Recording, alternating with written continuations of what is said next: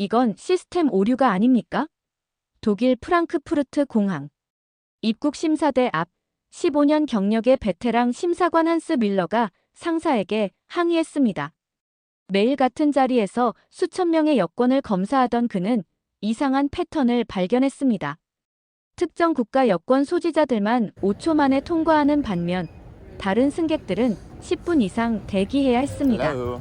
문제는 그 특별 대우를 받는 나라가 독일도 미국도 아닌 대한민국이었다는 점입니다.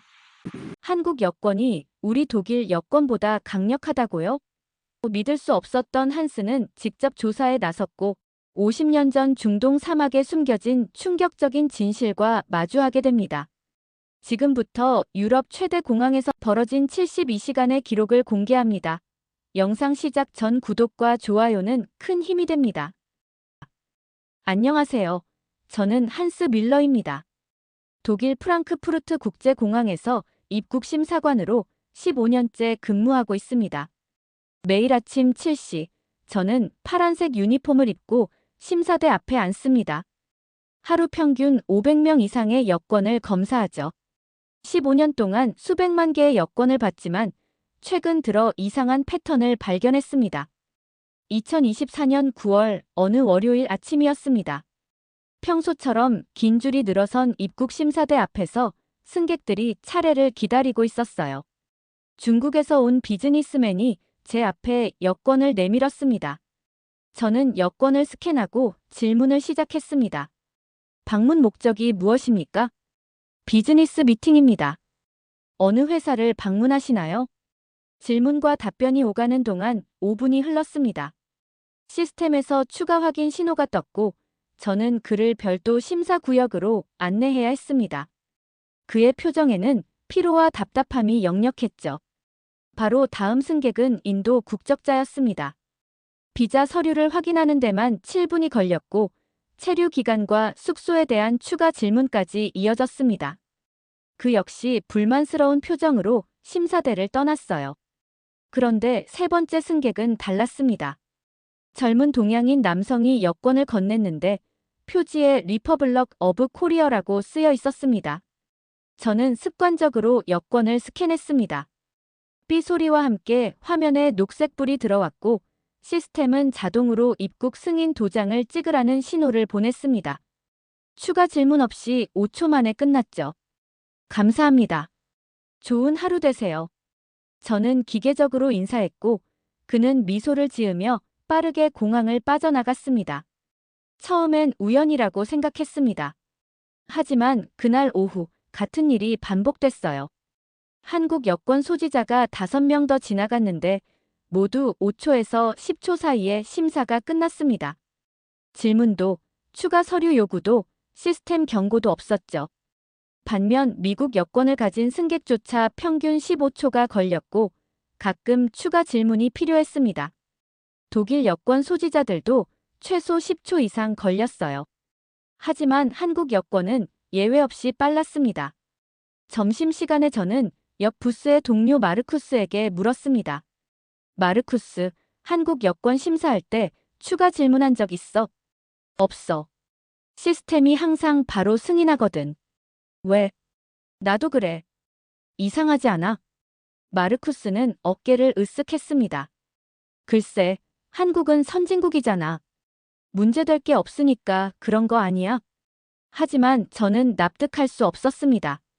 독일도 선진국이고 미국도 마찬가지인데 왜 한국만 특별할까요? 그날 저녁, 저는 개인 노트에 기록을 남기기 시작했습니다.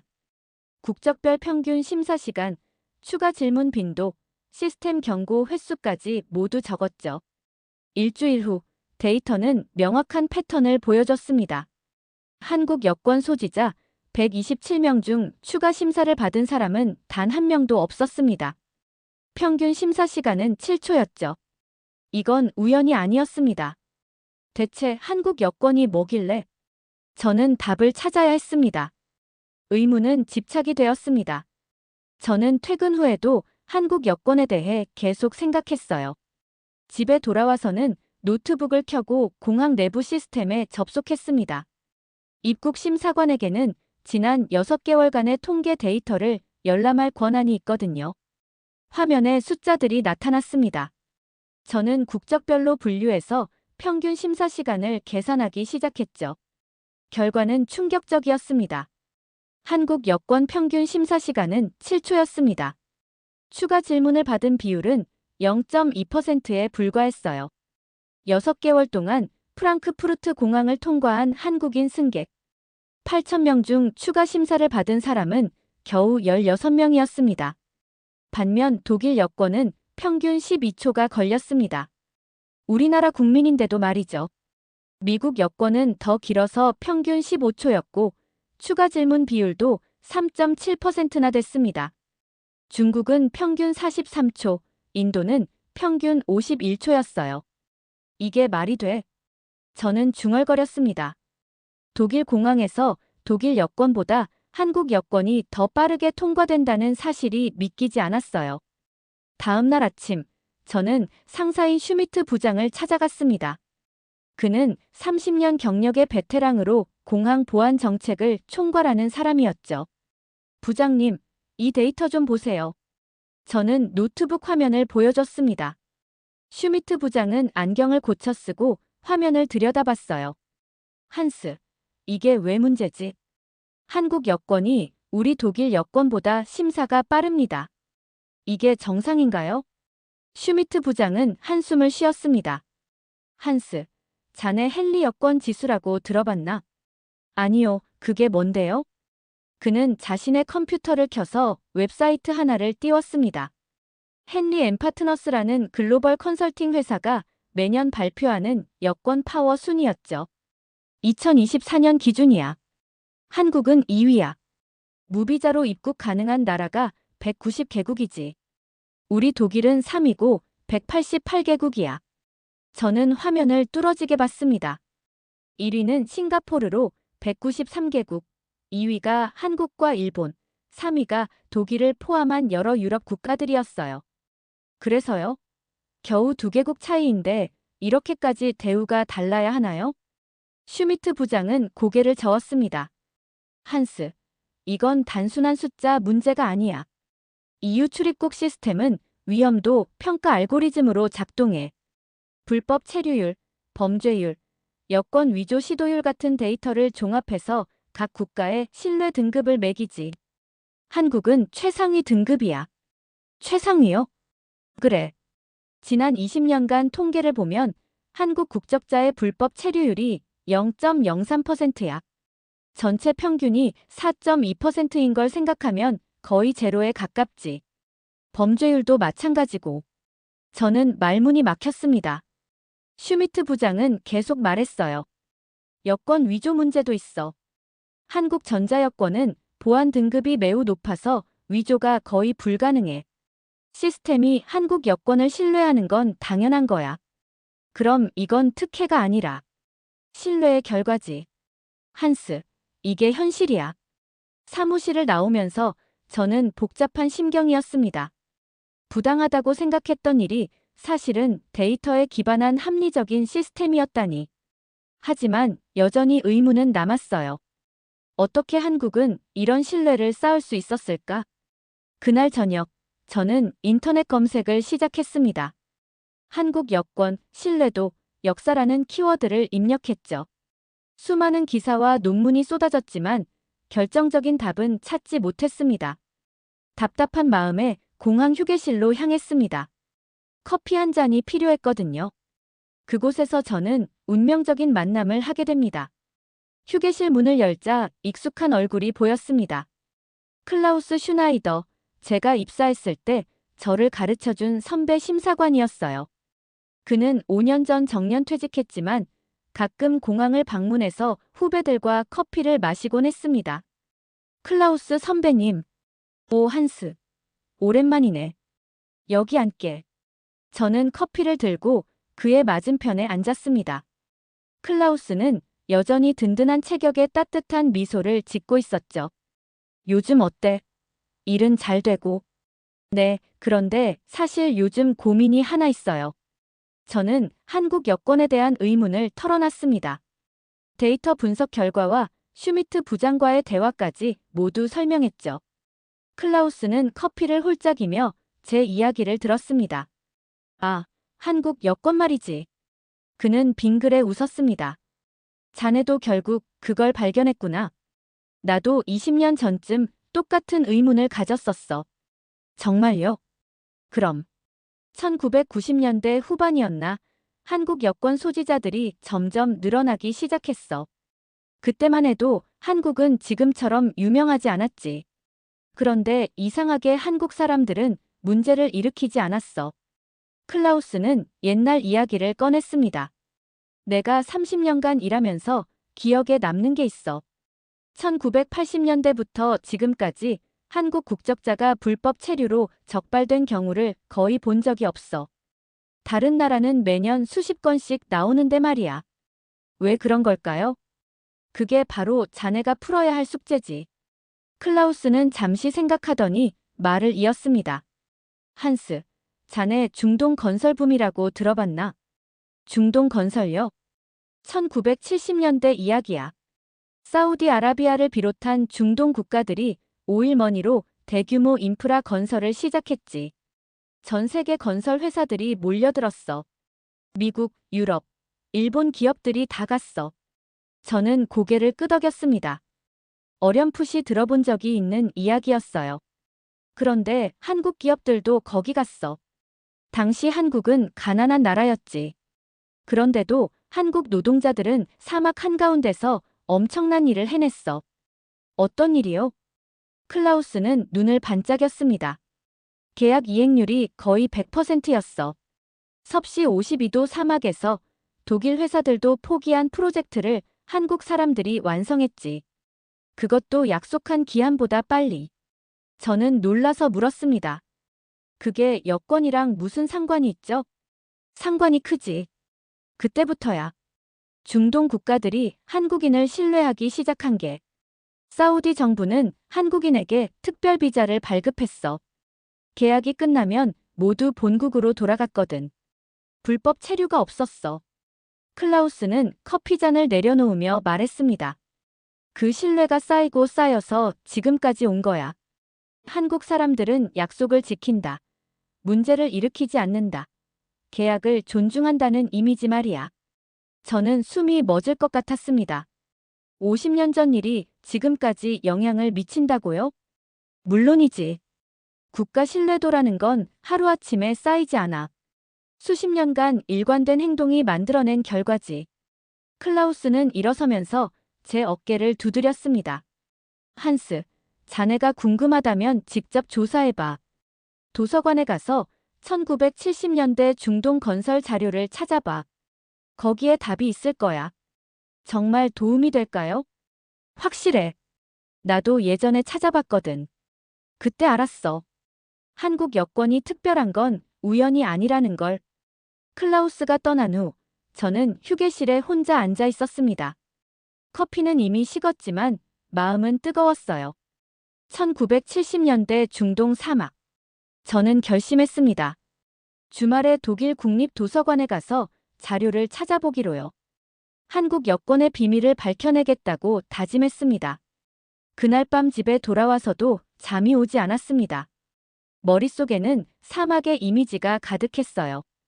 뜨거운 태양 아래서 일하는 한국 노동자들, 그들이 쌓아올린 신뢰가 오늘날 여권의 힘이 되었다니. 이건 단순한 통계 수치 이상의 이야기였습니다. 저는 노트북을 열고 검색을 시작했습니다.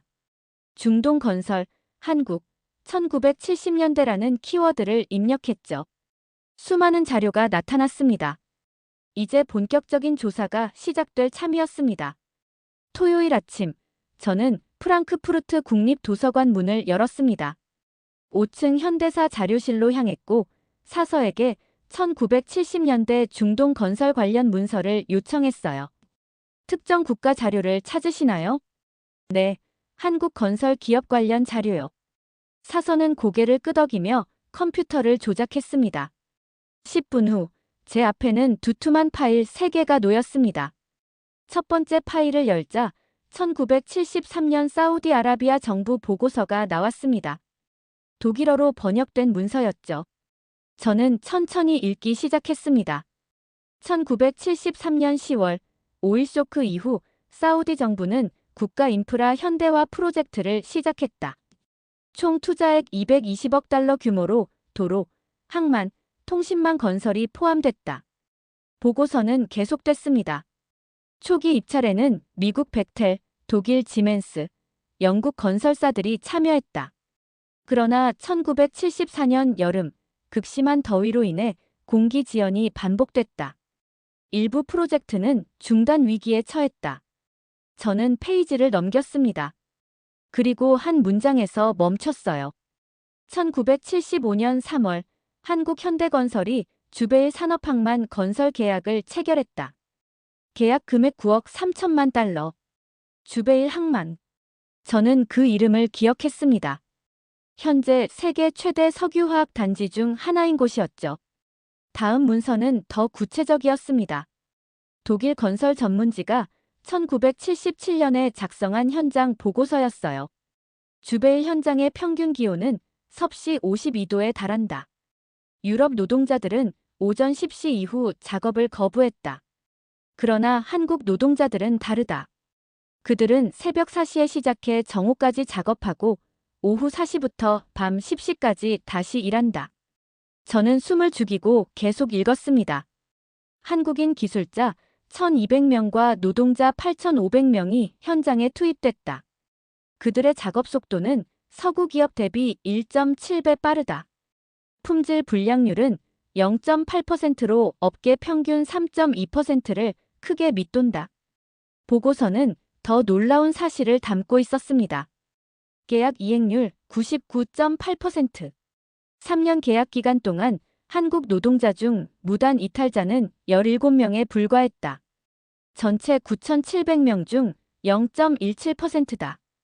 반면 필리핀 노동자는 23%, 파키스탄 노동자는 31%가 계약 기간 중 이탈했다. 저는 깜짝 놀랐습니다. 거의 모든 한국 노동자가 계약을 완수하고 귀국했다는 뜻이었어요. 세 번째 파일에는 사우디 정부의 공식 감사 보고서가 있었습니다. 1979년 작성된 문서였죠. 주베일 항만 건설은 예정보다 6개월 앞당겨 완공됐다. 총 공사비는 계약 금액보다 3% 절감됐다. 이는 중동 건설 역사상 전례 없는 기록이다. 보고서 마지막 장에는 사우디 석유장관의 서명과 함께 이런 문구가 있었습니다. 대한민국 기업과 노동자들의 성실성은 신뢰의 새로운 기준을 제시했다. 향후 사우디 정부는 한국 기업에 우선 입찰권을 부여하기로 결정한다. 저는 의자에 등을 기댔습니다. 이제 이해가 되기 시작했어요. 다음 자료는 1980년 UAE 정부 문서였습니다. 거기에는 더 구체적인 통계가 나와 있었죠. 1976년부터 1985년까지 중동 지역에 파견된 한국 노동자 총 120만 명. 이 중 불법 체류자 수는 240명. 비율로 환산하면 0.02%다. 저는 계산기를 꺼냈습니다. 120만 명 중 240명. 정말로 0.02%였어요. 이게 가능한 일인가? 혼잣말이 나왔습니다. 다른 국가들의 불법 체류율이 평균 15%에서 30%였던 것과 비교하면 믿기 어려운 숫자였죠. 마지막 문서는 1982년 사우디 내무부 보고서였습니다.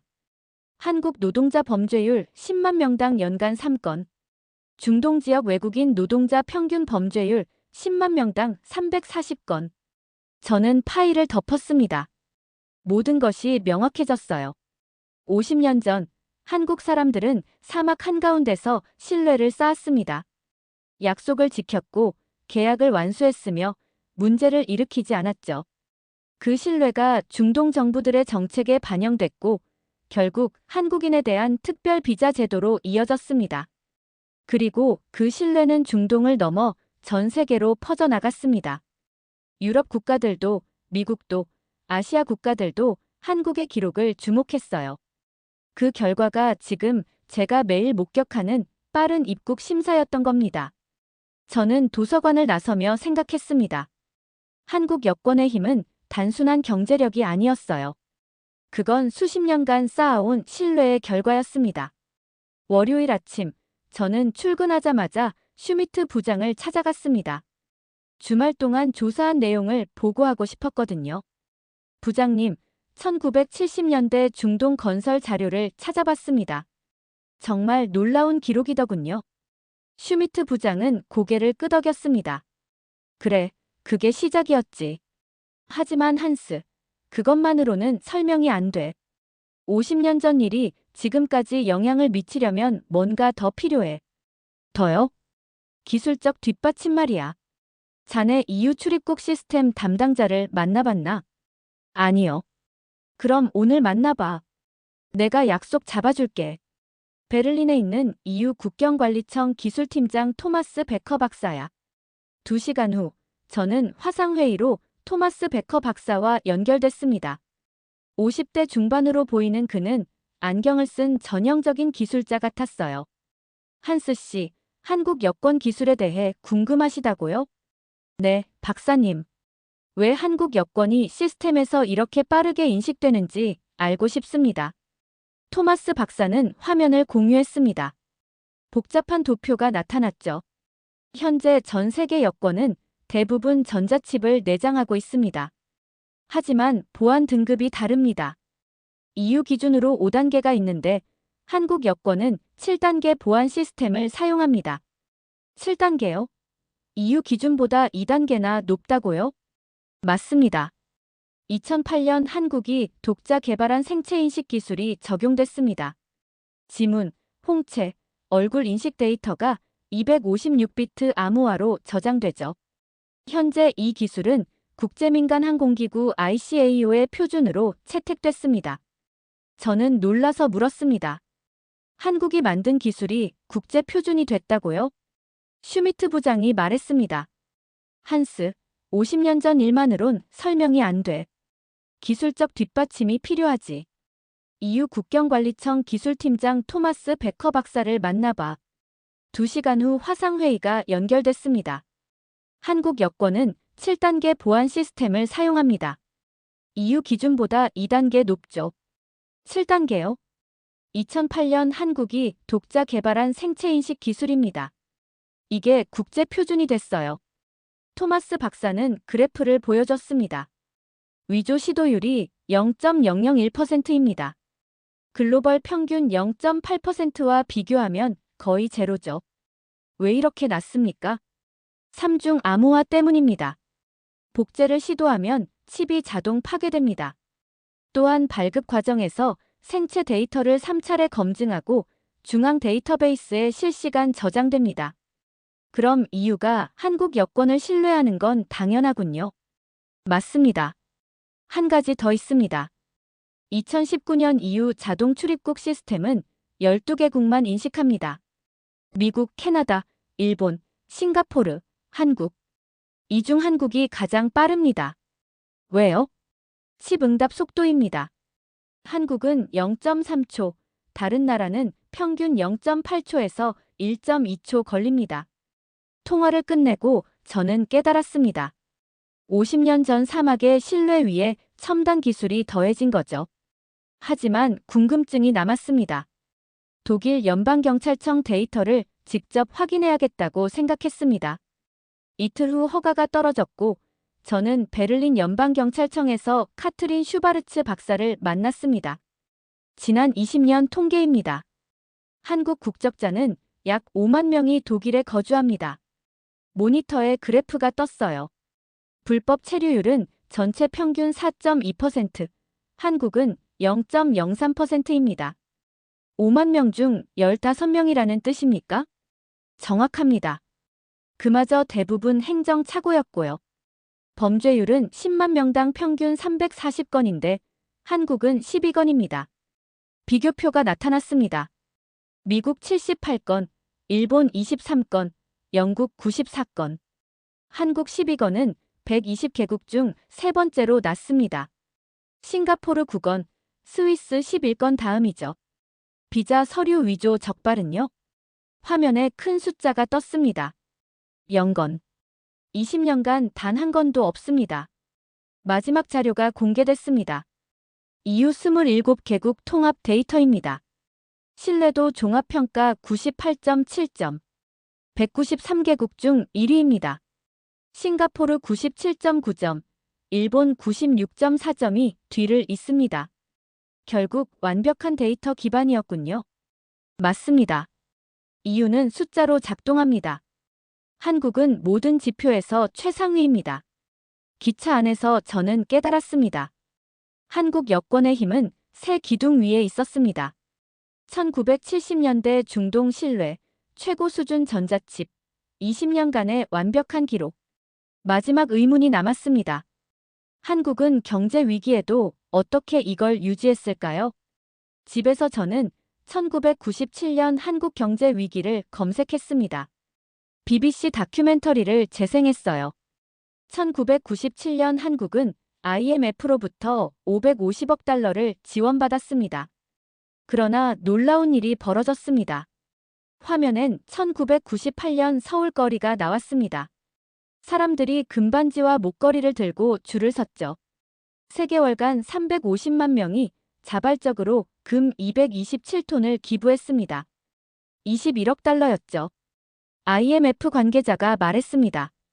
국가 위기에 국민이 자발적으로 재산을 기부하는 나라는 한국이 유일합니다. 한국, IMF 차입금 조기 상환. 예정보다 3년 앞당겨. 독일 경제연구소 보고서를 열었습니다. 금 모으기 운동은 국제 신용등급 회복의 결정적 계기가 됐다. 정부 강제가 아닌 자발적 참여였다는 점이 한국 사회의 강한 결속력을 보여준다. 세계은행 보고서에는 이렇게 적혀 있었습니다. 각국 정부는 한국인을 가장 신뢰할 수 있는 국민으로 평가하기 시작했다. 이틀 후 프랑크푸르트 대학 이민수 교수를 만났습니다. 1998년은 전환점이었어요. 유럽 국가들이 한국 국민의 단결력과 책임감에 주목했죠. 1999년부터 2005년까지 비자 면제 협정이 급증했습니다. 왜 그랬을까요? 한국인은 위기에도 법을 지키고 책임을 다한다는 신뢰가 형성됐기 때문입니다. 한국 여권의 힘은 정부가 아닌 국민이 만든 겁니다. 저는 깨달았습니다.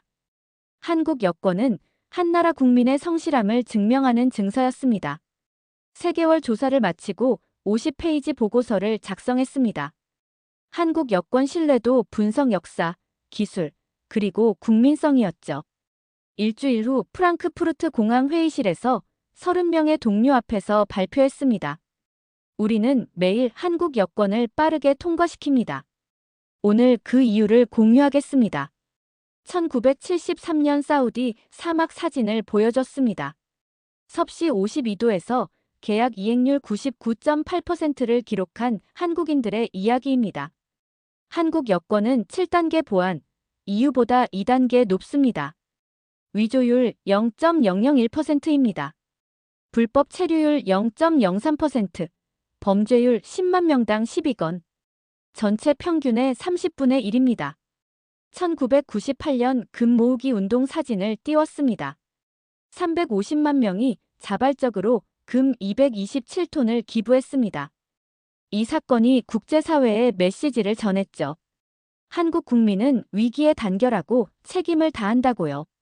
한국 여권의 특별 대우는 특혜가 아닙니다.